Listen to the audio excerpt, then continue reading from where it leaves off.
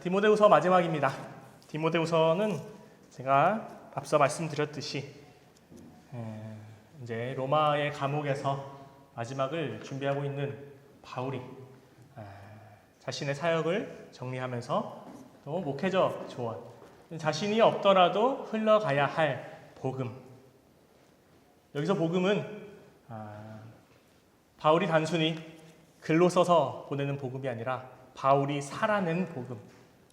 하나님이 나를 구원하셨고 그 기쁨으로 인해서 하나님의 구원을 받은 사람답게 살았던 바울.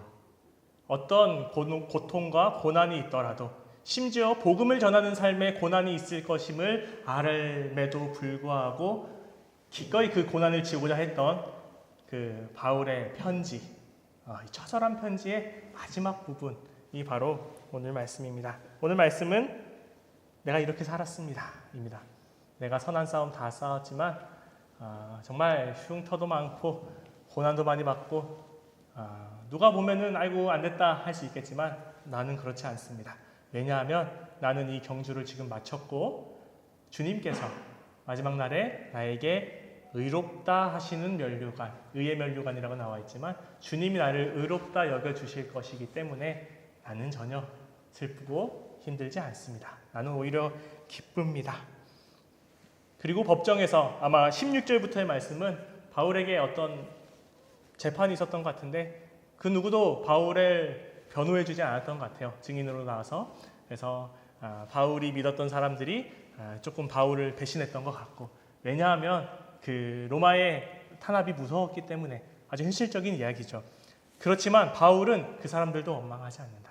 내가 원했던 길이고 내가 싸우고자 했던 길이다. 바울이 그 싸운 길이 무엇이죠? 복음을 살아내는 길. 복음을 살다가 바울은 로마에 잡혀서 감옥에 가게 됐지만 어쨌든 바울이 그토록 하고 싶었던 일은 바로 복음을 살아내고 예수 그리스도를 믿는 기쁨의 구원을 전하고 또 예수 그리스도를 믿음으로써 정말 기뻐하는 나의 삶을 사람들에게 보여주는 것. 정말 바뀌지 않던 사람, 정말 저 사람 안 변해, 사람 변하는 거 아니야 라고 사람들은 얘기하지만 그리스도인의 어법은 조금 다르죠. 하지만 하나님을 만나면 변해. 아무도 바꿀 수 없지만 나를 진정으로 바꿨던 예수 그리스도의 복음, 그걸로 바뀐 나의 삶, 그것을 전하다 보니 바울이 잡혔고 바울이 이제 감옥에 갇히고 이제 마지막을 기다리고 있다. 이것이 이제 우리 디모데 후서의 내용이었습니다. 좀 인상 깊었던 게 성경을 제가 가만히 읽어보니까 그리스도인으로서 이런 말 하기 어려운데 나는 선한 싸움을 다 싸웠다라고 이야기합니다.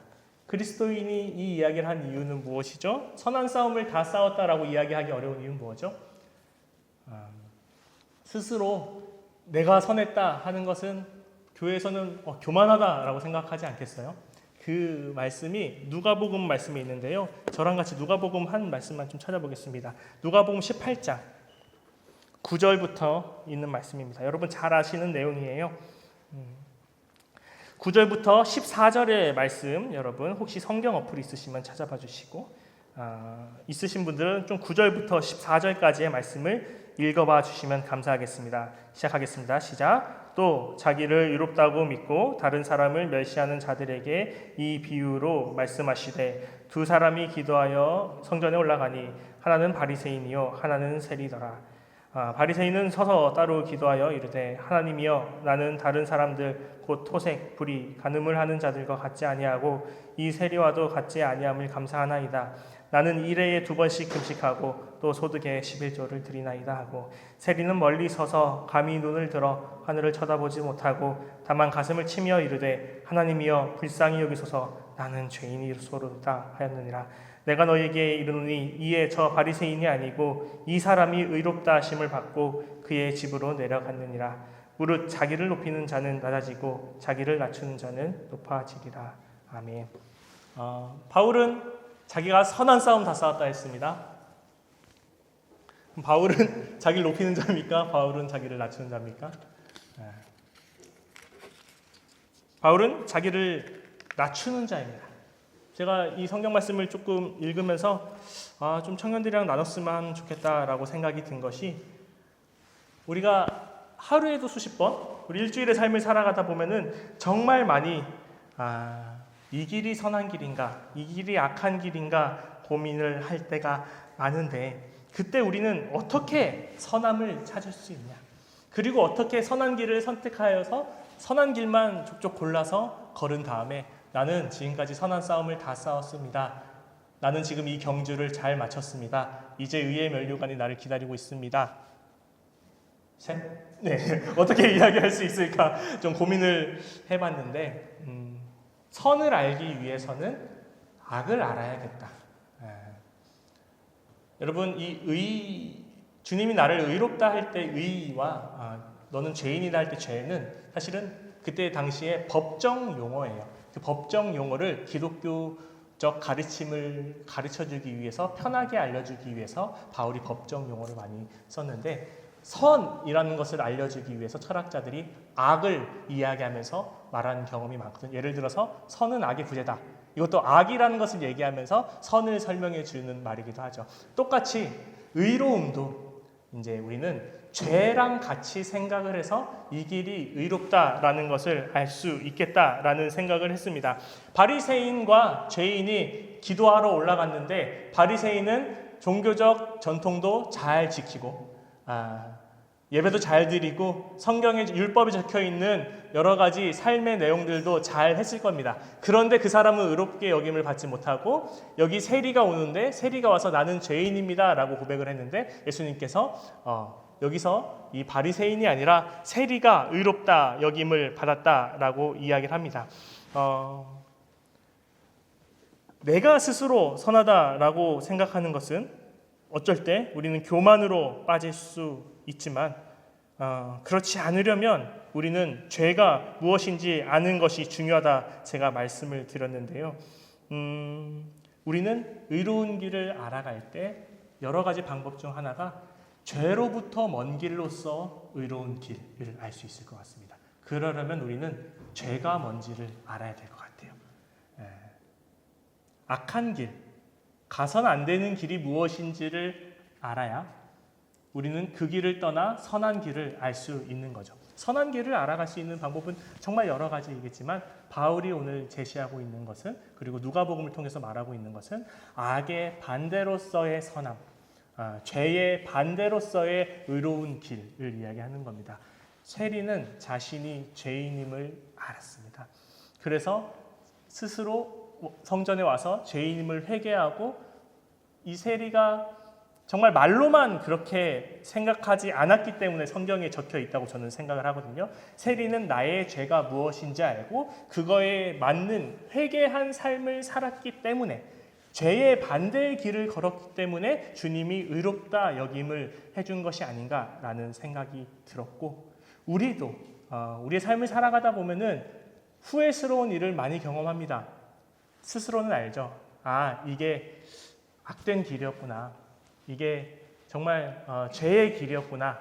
여기서 죄의 길은 단순한 도덕적인 잘못을 한 그런 죄가 아니라 하나님으로부터 멀어지는 길이었구나라는 것을 우리는 여러 가지 선택을 통해서 어쩔 수 없이 알아갑니다.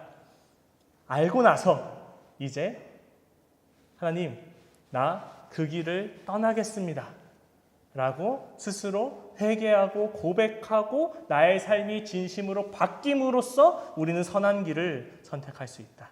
그래서 그러려면 어쩔 수 없이 현실적으로 우리는 모두 죄를 짓게 될 거예요. 후회스러운 일도 정말 많이 할 거고, 신앙생활을 하면서 긴 시간 동안 정말 주님으로부터 멀어지는 많은 경험들도 할 거예요. 하지만 바울이 이야기하는 것은 무엇입니까? 그럼에도 불구하고 끊임없이 그 길을 걸어라. 그래서 꼬린 지점 건너편에 결국 서게 된 나처럼 죄를 짓고 무너져도 그럼에도 불구하고 그 반대로서의 선한 길을 내가 기억했다가 그 길을 걸으려고 노력해라.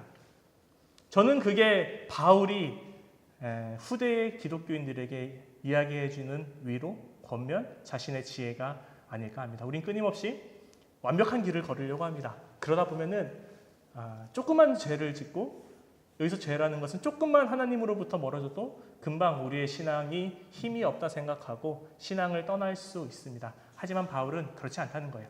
많이 멀어져도 된다고. 많이 멀어져야 그만큼 어느 길이 하나님과 더 가까운 길인지 알 수 있다고 고린도후서에서 이야기해 주는 것 같아요. 저는 하나님이 바울과 달리 우리를 교회로 모아주신 것에 또 그 의미가 있다라고 생각합니다. 그 숱한 우회로를 걸은 선배들, 또 후배들의 경험을 나누면서 바른 길이 어떤 것인지 우리의 삶의 궤적을 또 알아갈 수 있고, 또 내가 겪었던 잘못된 길을 또 나누면서 한 사람을 같이 선한 길로 같이 이끌어갈 수 있고, 바울은 비록 그 법정에서 바울을 변호해주는 사람이 없었다고는 하지만 우리는 이 길을 같이 걸어갈 신암 청년부 교회로 주님께서 모아주셨습니다. 우리가 이 시간 모여 있는 이유는 같이 경주 마치기 위해서 우리를 모아주신 것 같아요. 우리가 선한 길과 악한 길, 단순히 두 가지의 길로 나눌 수 없는 너무나 다층적인 세상이지만 그럼에도 불구하고 어떤 길이 더욱더 주님과 비슷할까? 주님이 우리에게 불러주시는 길과 좀 그 궤적이 같을까 고민하면서 씨름하면서 저 사람 헛발질하는 거 봐가면서 용서도 해가보고 실패도 해봐보고 용서도 받아보고 하면서 같이 선한 길을 좀 더듬어서 가는 그 여정을 우리는 이 신암 청년부 안에서 같이 해봤으면 좋겠습니다. 죄 많이 짓고 이상하죠? 어쩔 수 없어요. 근데 죄 많이 짓고 주님과 많이 멀어져 보고, 하지만 오늘 바울의 가르치면서 잊지 말 것은 그런 자신의 실망하고 경주를 그만두지 말고, 바울이 말하려고 했던 건 나는 그럼에도 선한 길을 선택하면서 경주 마쳤다. 의의 면류관이 있다. 그리고 그 길을 걷는 사람에게는 하나님이 우리의 재판관이 되셔서 우리를 의롭다 여겨주실 것이다. 하나님이 우리를 의로운 길로 이끌어 주실 것이다. 걱정하지 마라. 라고 하는 것이 오늘 디모데후서의 말씀이 아닐까 합니다. 우리 곁에 있는 사람을 한번 바라보겠습니다. 죄인입니다. 아주 극악무도한 죄인입니다. 바울도 스스로를 죄인 중에 괴수라고 이야기했죠. 옆에 있는 괴수들과 함께 우리는 수십 년의 신앙생활들을 이어갈 겁니다. 함께 서로를 통해서 주님이 부르신 길을 알아가고 선하신 길을 유추해가면서 그렇게 살아갈 수 있는 신암 청년 여러분 다 되실 수 있기를 간절히 주님의 이름으로 바랍니다. 오늘 주신 말씀을 기억하면서 잠시 침묵으로 기도하겠습니다.